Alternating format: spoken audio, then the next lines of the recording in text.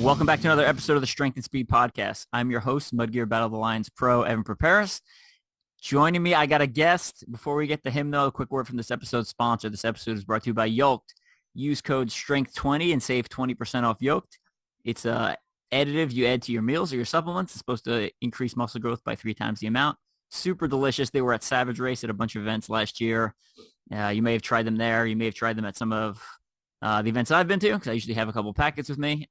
Definitely check them out, www.yoke.com. And they've also been sharing a lot of stuff just social media-wise, which is cool just to see a supporter of our sport. Speaking of supporters of our sport, we got Michael Stefano on the line from Obstacle Running Adventures. Mike, welcome back. Hey, thanks. Great to be here. I think this is the first time with me as a guest in this regular format, right? Yeah, technically true, yeah. Because the last time you were on, you were technically the host. Yes. Best week of 2020, I would say. I would agree with that statement. I mean, it's not hard to beat the other weeks, I feel like, No. but so we got Mike on because there's a OCR Expo that he's helping put together, and I wanted to talk a little bit about that because I just thought it was really unique.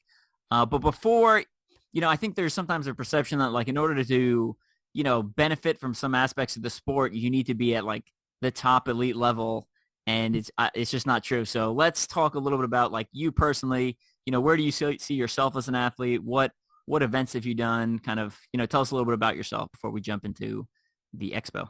Yeah, I couldn't be further from being a top athlete. I'm a proud, like, middle of the packer. I've done a lot of races. I've been in the sport since 2012. I needed a change in my life, both for physical and mental benefit. And I found Spartan Race, and I did it with my best friend at the time, and it kicked the absolute crap out of us.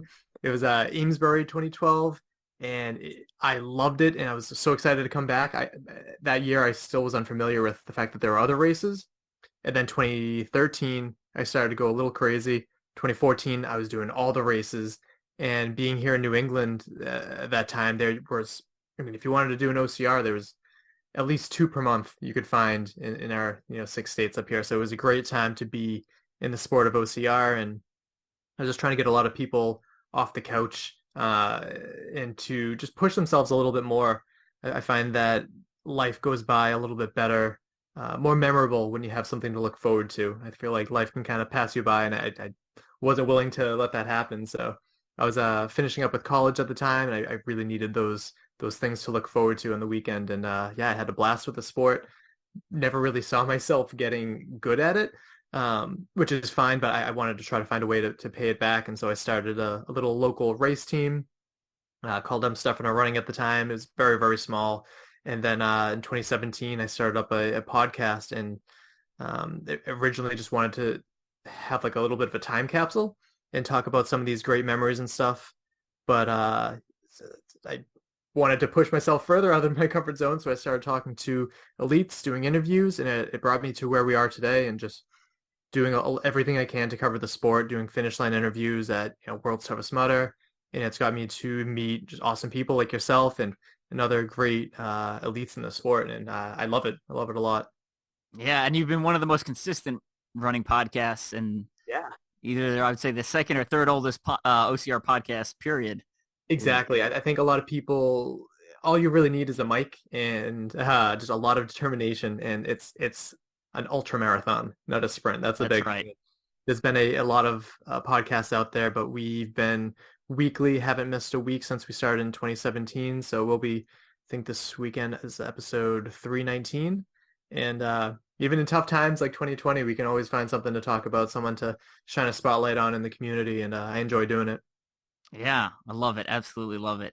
So why, I mean, you kind of touched on it a little bit, but why the podcast instead of maybe some other format versus like a blog or a YouTube page or whatever, what any of the other media sources available? Yeah, that's actually a good point that you brought up YouTube, because I was actually doing race videos for a while too. And I had like a GoPro that my grandfather gave me. He's very big into technology. He's the best. And so he gave me a GoPro. And so I was videoing these. I'm like, I'll do some video editing, which I used to do in like high school and stuff for charities. And I made some race videos, but it was a lot of work to, edit both video, like the visual and audio aspect of it. that the return on time investment wasn't exactly there. Mm, So that definitely faded away. And podcasting is a lot easier to edit, but yes. also opens a lot of doorways. Like there's, I mean, I can, it's like a weird humble brag, but like I can kind of talk to whoever I want. And it's really nice because it breaks down the barriers. Like you guys are just regular people. And to me, that makes it more interesting too, that you guys aren't like put on this pedestal, that you are like what you do is achievable. And I think I find that to be motivational to a lot of people. Love it. Love it. Always got good insight. I try.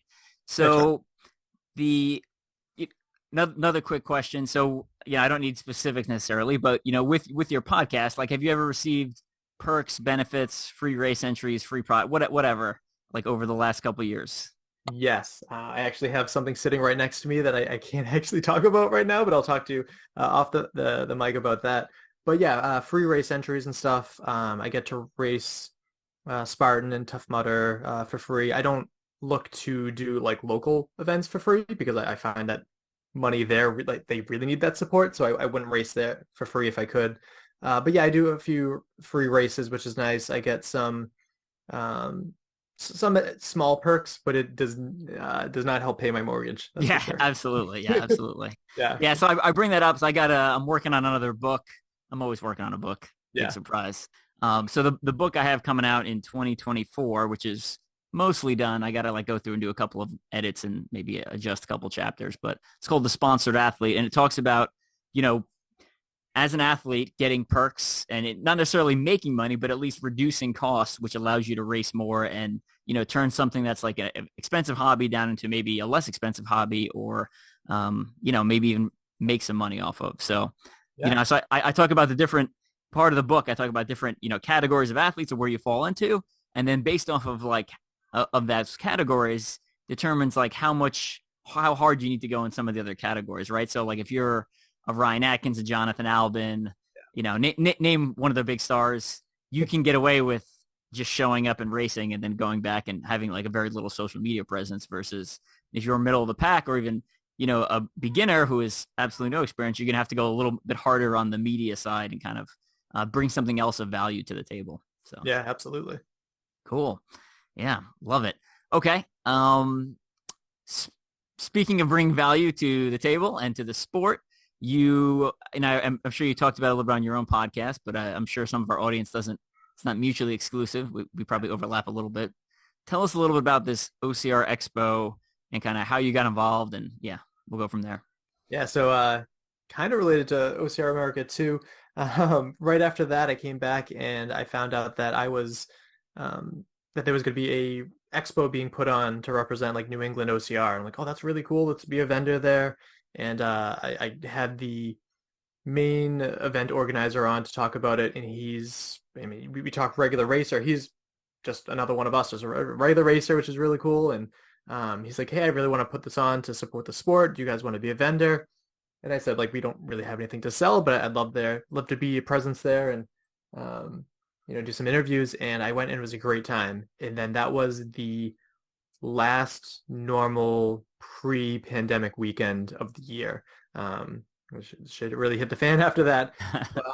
So it was a great time, but 2021, like we couldn't bring it back. 2022 still couldn't bring it back because up here in the Northeast, COVID rules were very strict. So events as a whole were really hard to bring back. But he reached back out and he said, "Hey, we're thinking about putting this back on for 2023. I want you as more than a vendor. I want you to be part of the planning committee." And I am, much like yourself, very good at overextending what I'm able to do. So I said, "Another project? Yeah, absolutely." So I've been on the planning committee and I've been putting in a lot of work to try to not only get this off the ground, but make it bigger and better than in 2020. Awesome. So it's give us the dates, give us the hours. Does it cost money to get into, et cetera, stuff like that? Right. Yeah. So it is March 11th and it's in Lincoln, Rhode Island. So again, it's supposed to represent New England OCR. I personally have dreams and admirations to make it bigger in the future, but it's right now it's only 12 to 4 and excuse me, ticket prices there was recently a price increase, a short one, like $5, I believe. Yeah. So it's up to $25 now. but there's like last minute pricing after March 1st for $30 and at the door also $30. Also personal plug, you could use code MSTEF5 for an additional $5 off. And it's part expo and part celebration of the sport, right? Too. So we're gonna have like a live DJ. Yeah, there'll be vendors there, but this could be like buffet style eating. And Steve Martin, the head of organizing all of this, was very adamant that we have a really nice venue. So it's one of the top wedding venues in the state of Rhode Island. On one hand, smallest state in the United States, but on the other hand, like I saw pictures of this place and it's very nice. So he's spared no expense booking this place. And in addition to like making money to pay for the event itself, everything else, every penny that we make after that goes towards Find Your Bold, which is a charity that was put on by Boulder Dash, which is an event that's been happening for a long, long time. And we've supported that charity, Caitlin and I, for a while now. And it's all about, reducing barriers so everyone can enjoy activities like OCR or skiing or running. And I know on the team they have Nina, who has cerebral palsy. And so we've been on the course with her, pushing her along on a wheelchair, picking her out of the chair, putting her over the wall. And it's the kind of stuff like that that makes the sport so special. So I'm glad that that's going to be the beneficiary of the event this year. Yeah, sounds awesome. Sounds awesome. I wish like you were saying, I am overextended, and I just added like 2 more big things to my plate in the last 3 weeks. So it's yeah. But I would love to come up and support, and I do plan on moving to the Northeast in the next 2 years. So hopefully you guys are still going in 2025. That's the plan. And I will join in and overextend myself and help on the backside if you need to, and definitely be there event weekend to, kind of interact with the community. I think that would be a lot of fun and really cool opportunity.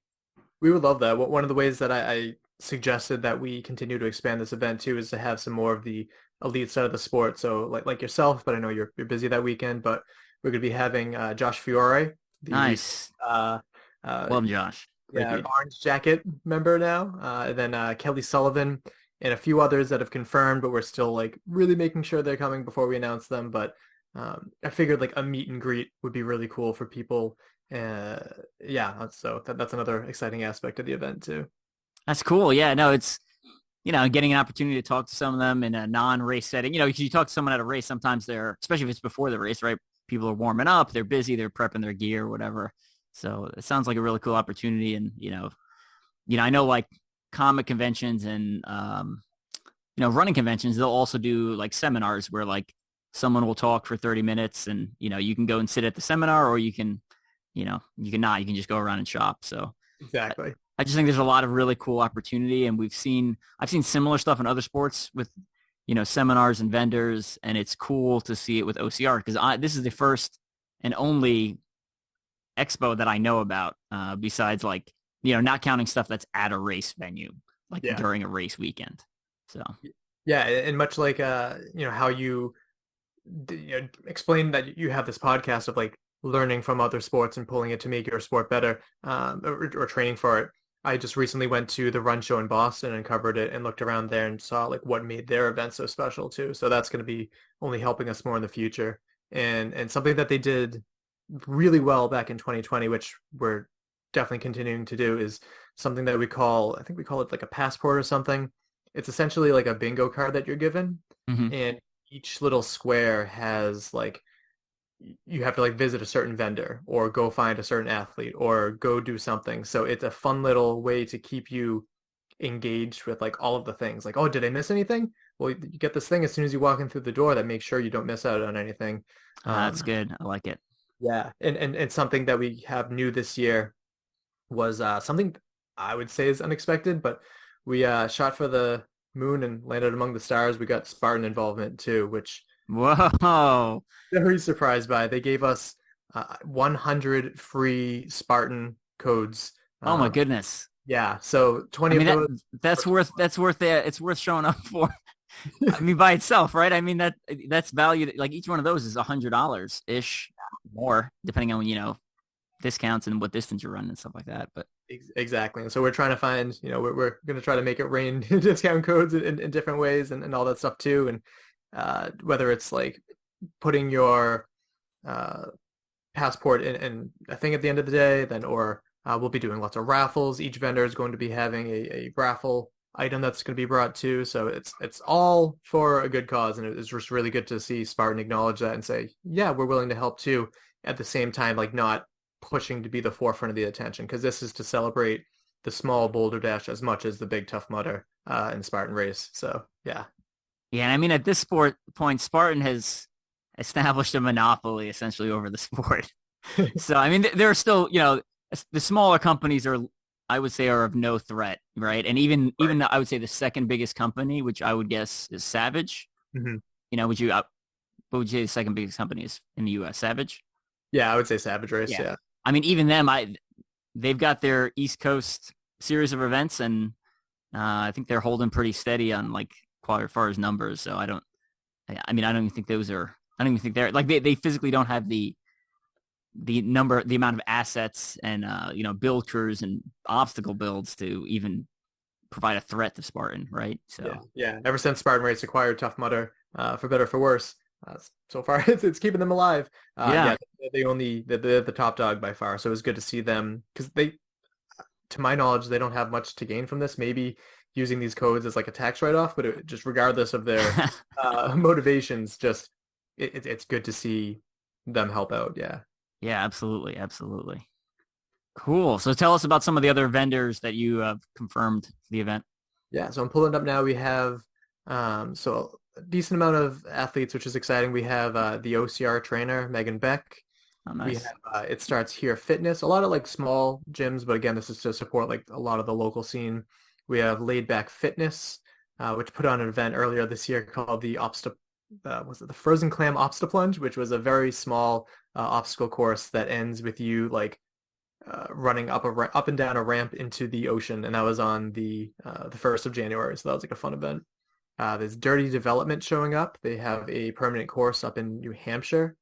There's Isogenics, ourselves, Boulder Dash, Find Your Bold, CrossFit Windrose, Oscar Mike, Stack Tracks Fitness, Regina Bartlett as a speaker, Spartan, and just a whole bunch more. And we're continuing to get more and more vendors, which is nice to see too.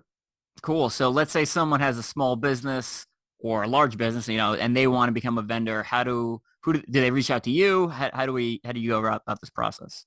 Yeah, so we got the website. It's called newenglandocrexpo.com, and that'll bring you to the main site, which has information for vendors as well as attendees. And you click the little vendor information, and we have tiers, starting with just lower tiers, like we call it the open wave, moving up to age group, then elite, then a championship level, which is like the presenting sponsor. That one's up there. That one's like $1,000. But the open wave as little as like 125, and the age group, which is the next step up, 250. With that, you get a free Spartan code, so that kind of helps pay for that. Yeah, no kidding. So we want to make sure that we're just valuing both sides, because it takes both the guests and the vendors to really put on a good event. So we're appreciative of anyone that wants to come out and support. Yeah, love it. Yeah, super cool. I just think the concept is really good, and I think on the elite side, some of the athletes, in kind of private Zoom meetings and discussions, have been talking about, like, especially with Spartan getting rid of the pro team, like, Yeah. well, what do we do now, and how do we, continue to push the sport forward, and how do we, like, as athletes, how do we benefit? What's the next step? And I think this is, this is obviously not the end all be all solution, but I think this is a step in the right direction, and just a really cool idea. So Yeah, to many, I feel like people think that the sport's in turmoil, depending on how people feel about this whole drastic change to the 3K format for Spartan Race, which I certainly have my opinions on. It's a good way to have this little fun expo and just remember what it's all about, having fun, get in good shape, and just building up a solid community that can enjoy themselves. Mm-hmm. Yeah, love it. Cool. Let's talk a little bit. You kind of mentioned it, the state of the sport, and always curious about opinions, especially people who've been involved in the sport for a long time. Yeah. Any kind of opinions, thoughts on the state of the sport? We talk a little bit about the Spartan 3K switch and, whatever you want to talk about here. Yeah, definitely. So, let me get up on my soapbox here. It, it's one of those things that it's tough as someone that's lived through like the glory days of so many events being around, like Yeah. Superhero Scramble, Dirty Dash, Bone Frog, Battle Frog, all those that are no longer with us. It's it's one of those things that you can kind of sit and be that old man on the porch like yelling, or you can kind of look forward and say like, well, what do we have to look forward to? And uh, I'm not exactly known for my optimism, but I gotta, keep on that good face. I think Spartan changing to the 3K series is a big mistake. Okay. I don't think that there's anything inherently wrong with the 3K format, but I just think it's Sprint Super Beast has been their thing forever. And Yep. yes, they still will have those events for the masses, but I think they should have tested this a little bit longer. I mean, we think about all the things that have gone wrong in their events in their lead series in recent years, and it's, they constantly use the excuse, oh, we're a new sport, we're a new sport, we're a new sport. Well, now they up and changed their competitive series. What kind of, things are going to go awry now? So I wish that they took a slower, more cautious approach with it. And I also feel like they are, it's just, I feel like it's a massive disrespect to some of the athletes that kind of helped build the sport up as well. You look at the Ryan Atkins, you look at the, um, just the other athletes that are just really good on the mountains, right? And Hmm. while on one hand, I don't think you should have to be a good mountain runner to, you know, be competitive in Spartan race. It's just Spartan race kind of said like the hell with you guys, we're completely changing where the athletic field is going, and I find that kind of disappointing because there's a lot of like new blood that I was excited to see how they would continue to race, and they still might show up for the love of competition. But you think of like Rylan Shadag, a lot of the Yeah. excellent women on the OCR Dream Team, led by Nicole Miracle. She herself had said that she's sitting down with a lot of these excellent women and just they're like, where do we go from here? Do we focus on Savage? Like, what do we really enjoy doing? Because on one hand, it's a great way to compete. You want to compete against the best in the field, but at the same time, if just 3K series, that's it's very different. And with the 1K, I believe it's 1 kilometer like qualify. Or I don't know. The qualifying round is a completely different distance too. I don't. It feels like this was not organized by someone that's involved in the sport, like as a Mm. competitor. And I feel like there's going to have to be a lot of changes. Um, I don't know. I feel like there's a lot of warning signs, but Yeah. Now you brought up a lot of good points. The one I'm gonna slightly play devil's advocate, a little bit. I'm not like, oh, this is a great decision. I'm kind of very apathetic about stuff. I'll say the one thing we have to be careful is right. So the people who are at the top of the sport are at the top of the sport, like you're saying, because they're good mountain runners and they're specifically very good at that 13-mile beast distance, which is where most of the competition takes place, super and beast distance. right. So, you know, and as the top people, I think we value their opinions more because they're the top people. Well, obviously, if you're at the top and they have changed the format of where you're at the top of, you're not going to be happy about it. So Sure. I'll just kind of add that as a caveat, right? Like if you took World's Toughest Mudder, which is like my forte or the 12-hour toughest, Mhm. and you're like, we're switching it to a 5K, I'd be like, well, that is not good, right? Like Yeah. that is not good. That is not good for me. Um, but I think the one thing I'll say is right, like the 3K might bring out some different athletes. And some of the athletes that were doing well at the beast distance will cross over effectively, and a lot of our, a lot of them are, a lot of they're so physically fit and they're so high level that they'll still be very competitive at that shorter distance.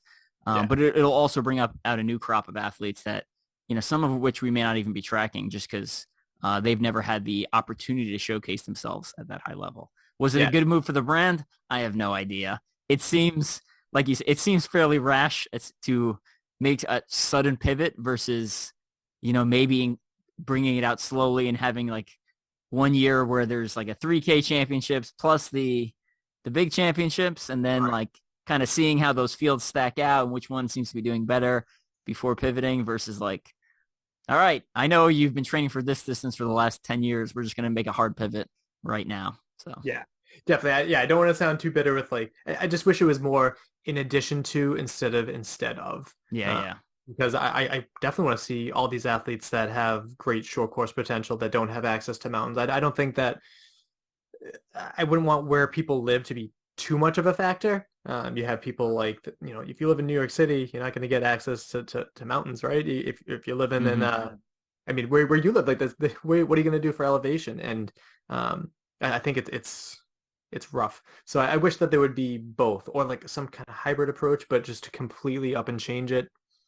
Interesting strategy there. Yeah.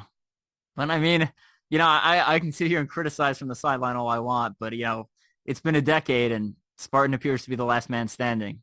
True. So So they're doing something right. they're doing something right.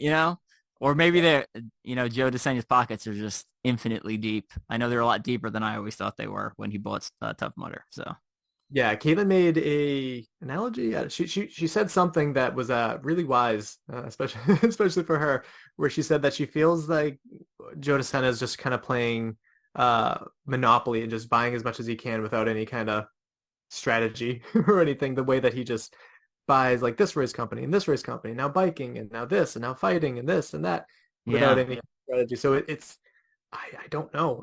Time will tell if he's a good businessman or if he's just like there's definitely something special about him. That's for sure. As someone that's met him a few times, but I just don't know. I question some of the business decisions. And yeah.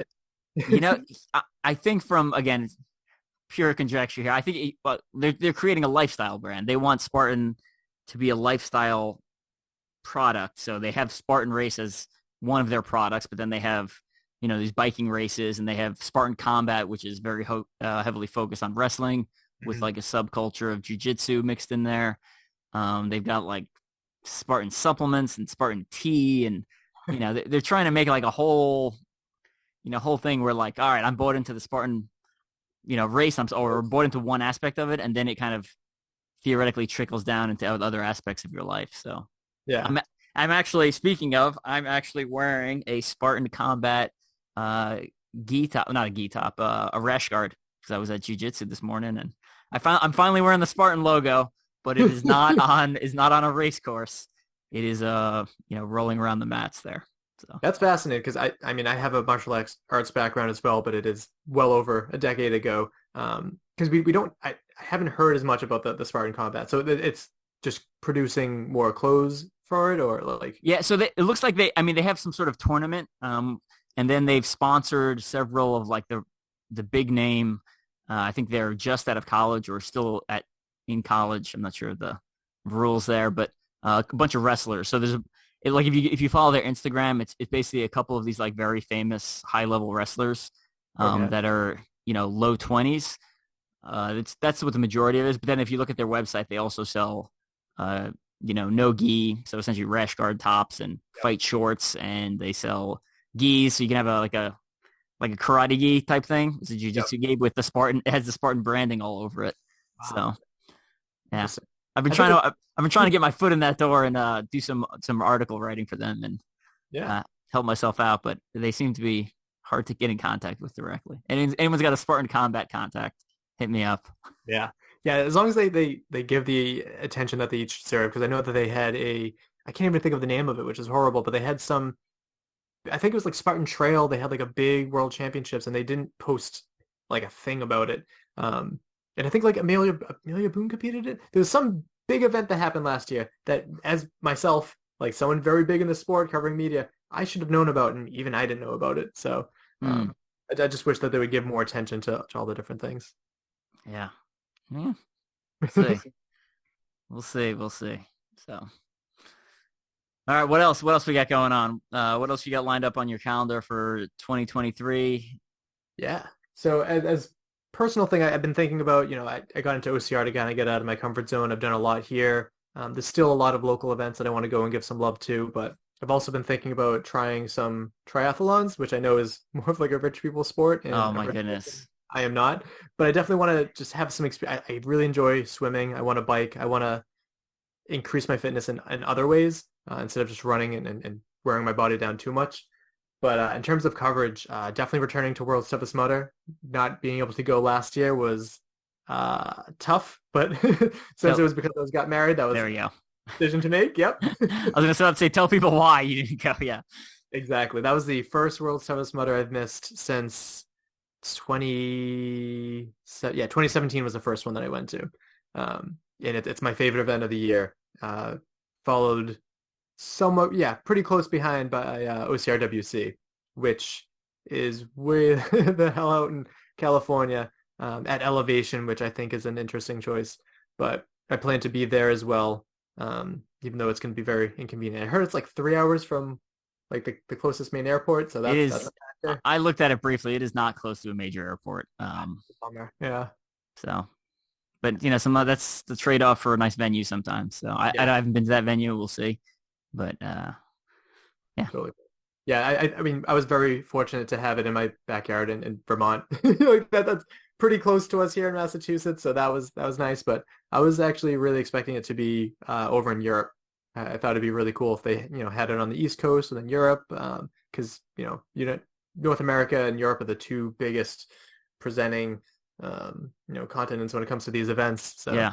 going to be, I hope there's a lot of good European athletes that come over because I really enjoy seeing them for that event. So I will share a secret. I'm not sure. I think I can share it now because it's no longer a thing. But when you interviewed me at OCWC, I said I had some big news that was going to hopefully break in the next couple of weeks. Yeah. And it did not break. And the reason it didn't break is because it didn't go through. So I'm gonna share this here. I'm not sure I'm allowed to. I think it's whatever. It's okay. So at the weekend of OCRWC, if anyone saw me walking around, I was walking around with Amin Dib, the owner of Hannibal Race, and Badri, one of the other owners. And the reason I was walking around with them, because they were looking at OCRWC, and there was talks of them buying OCRWC, like the whole brand. Holy crap. Yeah. So, and supposedly the deal started to go through, and then, I don't know, it got caught up and whatever. Blah, blah, blah. A lot of minutia in there. It ends up not happening. But there was, at one point I received a phone call. It's like, yeah, we're 100% buying it. And I was like, oh, this is wild. So that's one of the reasons they came out, because they wanted to see and experience the venue for themselves, like to see what it looks like, and what they meet all the athletes and all the people on the backside of the scene. So wow. Yeah. Out of all the things I expected you to say, that would have been way, way down on the list. That's So obviously I'm really good friends with Amin from Hannibal Race. So I was super excited because I was about to be like, oh my goodness, like one of my closest friends about to be the owner of OCRWC. And I'm friends with Adrian too. But I made friends with him after he had started OCRWC versus Amin I've been friends with since 2015. So. Oh, that's cool. Yeah, I mean, it was really cool. He was one of the first people I saw when I went to a CRWC last year. I was like at the bar with some friends, and he comes in, and I'm like, Amin with a question mark, and I didn't want to be wrong because I've only met him that one time at the Bone Frog, but yeah, just a genuinely good guy, and I hope to make it out to a Hannibal race sometime. Yeah, right on. Where were we? Where I sidetracked this? What were we saying? Oh, I just OCRWC being at elevation. Oh yeah, yeah. That's crazy. Isn't that crazy? I was like freaking out at one point when I heard that news. I was like, oh my goodness. So and I think would have taken the world by storm. Yeah. Yeah. So I think they were when we were talking about that weekend, and my recommendation was like, I don't think people will be happy about it. I was like, but I think you should do Stratton for one more year just to kind of like work out the kinks of like setting, like essentially running a new business. Mm-hmm. And then I know they had plans at some point to move it around the world, including, Middle East, obviously, because that's where they're from. But it wouldn't have like permanently moved to the Middle East. It would have been, right. Let's go there and then go to someplace else. And so, yeah, pretty crazy. That is crazy. Here I thought I had the big news, and then you dropped that bomb on the podcast. Yeah, it didn't come out. It didn't actually happen, though. So it's like yeah, I know. So. All right. Yeah. Cool. Yeah. Sometimes there's some other things in the works that, hopefully some of the other stuff will pan out, but, yes, there's always people in the background making moves. So, yeah, I think sometimes we fall in love. So we get the primacy effect, right? Whatever we're first exposed to, that's what we love the most. Right. So, whatever brand you typically race, Warrior Dash or Bone Frog or Battle Frog, whatever, sometimes people fall in love like with the glory days, and, sometimes it is the glory days, but sometimes it's just that you were exposed to it first. Absolutely. Yeah. So. All right. It's going to be a quick podcast just because it is my daughter's birthday party. So I took a quick 40-minute break to record this with Mike. Oh, happy birthday to her. Yeah, it's not today. Her birthday was a little bit ago, but the party's today. So there are 9, 8-year-old screaming girls in my house in the background. Oh boy. Before we get going, though, we're going to tell us something people would be surprised to know about you. Okay. This is one I think we might have in common. I'm a massive nerd. Just video games. Um, still collect Pokemon cards once in a while. But yeah, video games. I have beaten well over 1,000 video games. I have like Jeez. I have a little like, well, not little. I have a big spreadsheet of like all these systems and stuff that I have. And video games can get expensive. They're up to like $70 now for them new. But I'm so far behind with like a backlog that I'm still playing like PlayStation 4 games. I'm getting them for like $20. So a lot of video game playing. That's what I do when I'm recovering from running and stuff. I love video games. Oh wow, yeah. So my spreadsheet only covers arcade games. So I only Yes, I heard you had that. Yeah. yeah. So it's over 100. Which I guess it doesn't take much skill. It's more of persistence because essentially most games, if you pump enough coins into them, you'll win. So yeah. But I really love the higher end games. Just I don't have the time and effort to put into them. But I really I've actually watched, speaking of being a super nerd, right? Like I've watched, YouTube videos of someone doing a run through of a game because I literally want the story and the experience without having to put in the time and effort to actually play through it all. So yeah, I get it. Yeah. And especially now the games are like movies, so especially if it's like a spin-off of a movie or a book or something that they made into a video game, like it's the CGI it looks movie quality in a lot of aspects. So yeah, I've heard that the new show like The Last of Us is, I've heard some people complaining that it's like almost exactly like the game, but that's pretty awesome. I haven't seen it yet, but the game's pretty good. Yeah. The new Resident Evil movie that came out was pretty close to the game, but my only complaint was they tried to cram like 3 storylines of games into like a single hour-and-a-half movie. Oh, so, yeah. But, yeah. Good stuff. So we're kind of touching a little bit off of what you said. I'm also a huge nerd. Never got into Pokemon, but I've got other nerdy interests there. And I think I mentioned on a previous podcast, I put in a request to speak at Comic-Con. It got denied. Oh, well, back to where we started. But that's my philosophy on most things. If you apply and if they say no, then you've literally lost no ground, unless your ego's hurt, right? So I did the same thing with Ninja Warrior this year. Didn't think I was going to get picked. And sure enough, they picked me. I got called a couple nights ago. Yeah. Congrats on that. We plan to talk about that in quick news this week. I was shocked. I feel like I basically took Bobby's OCR Everest documentary and I chopped it down to like under 3 minutes for a submission video. And then I threw like a title card at the end and I was like, pick me again. I want to go compete. Awesome. And they, Bobby Ross, ladies and gentlemen, I credit Ninja Warrior all to him. So yeah, he's awesome. I love Bobby. Yeah. All right. Any final shout outs you want to give? Awesome. Yeah. So you can come and listen to our show. I'd really, really appreciate that. We are weekly, whether it's covering a big event, doing, finish line interviews. There's not many podcasts that do that anymore. And I really enjoy that. Or we're having a lead on the show or just talking to a regular awesome person in the community that I want to highlight, whether they're running for a great cause or something. That would be great. And Obstacle Running Adventures, we're a part of the OCR report. So we're on their website as well. As for the Expo, you can go check it out at newenglandocrexpo.com. And again, you can use that code MSTEF5 for $5 off too. Really great. It'd be awesome to see someone there. Yeah, come say hi.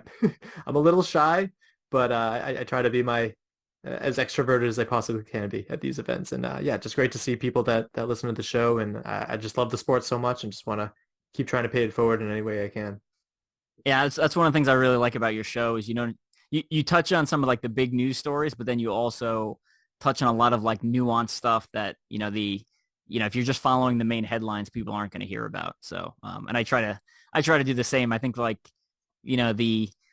every OCR podcast is covering just the biggest story, then it turns into like, why am I going to listen to more than one podcast? I can just listen to one and, getting some of those local events and some of that exposure out and into the community, I think is really good. And Obviously, love the OCR report. I've got a bunch of articles up there as well. Yes. Yeah. Um, so Keeping my episodes company up on the website, so it's not just me. Appreciate that.